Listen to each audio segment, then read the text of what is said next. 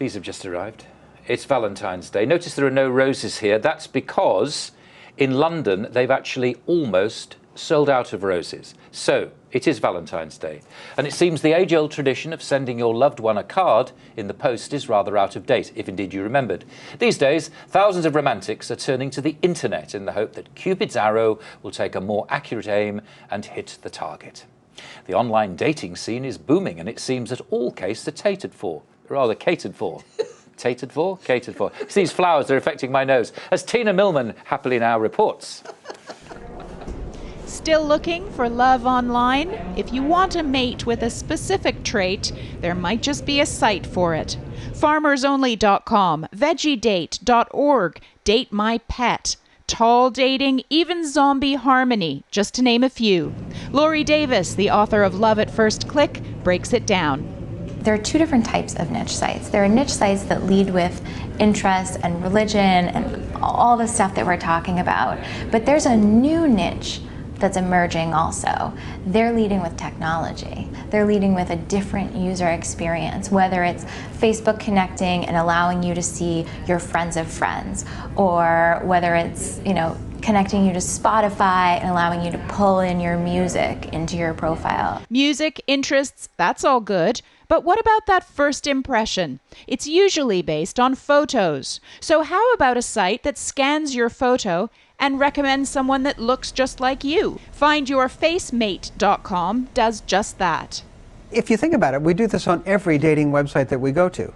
You look at the pictures first and you scroll through the pictures and you try to see, where do you feel some chemistry? Where are you attracted? And that's really fundamentally what we do, is we find those people to whom we think you're going to be most attracted based on facial characteristics. Michelle Mafia says it worked for her. She found her last boyfriend on the site. And I thought he was really handsome, and I thought, all right, well, let me just meet him before I make that decision for sure, because you never know with a picture. But when I met him, I was immediately attracted to him, yeah. But in the end, the true measure of success is being able to turn that online attraction into offline love. Tina Millman, Arise News. So where there's love, there's money. Joining us now on that story is our social media commentator, Kevin Poulter. I mean, has anybody tried to put a figure on this sensibly? I mean, there are all sorts of estimates, aren't there? Lots of estimates, and they range between, I think, $1 billion and $4 billion a year, which is phenomenal amounts of money. How would anybody know? Well, apparently there's some research. Match.com have worked out not only the revenues that are generated by dating sites, but also the revenue that's generated by dating generally across North America, and it's in sort of the 800 billion factor. I think it's just absolutely people ridiculous. Spend a lot of money, don't they, Yes. before they actually meet people? Yeah, the registration fees alone can range, I think, anywhere between, I think, about $10 and up to maybe $50, $60 or more for each individual site. And of course, there are so many out there, and so many niche sites as well, that perhaps that alone can come to hundreds of dollars a month. Yeah, I mean, see, the interesting thing is, isn't it? I mean, where did you meet your loved one, for example? Online, Charles? No, come on. definitely not online. All right. Well, what do you say definitely not? Well, I can see you over the computer, looking, shopping for somebody online. I'm more interested in the business of romance, which is what we're heading, because there is a big... Well, I mean, the business of it. I mean, there is... Valentine's Day, if people are making money out of this, then that interests me. You want to be in there. A bit of the action, well, absolutely. What kind of niche site would you have, Charles? Well, I mean, I'll just give you a few examples of what I saw here. BeNaughty.com. Oh, yeah, we like that one. That doesn't mean I want to be naughty. I like facial features matching site. Apparently, you fall in love with somebody who most resembles you, and it's very much to do with the eyes. Yeah. So if you match up eyes, apparently that's what you look for, and that's what you look for when you go, presumably. Well, I'm looking. Steady, Charles, steady.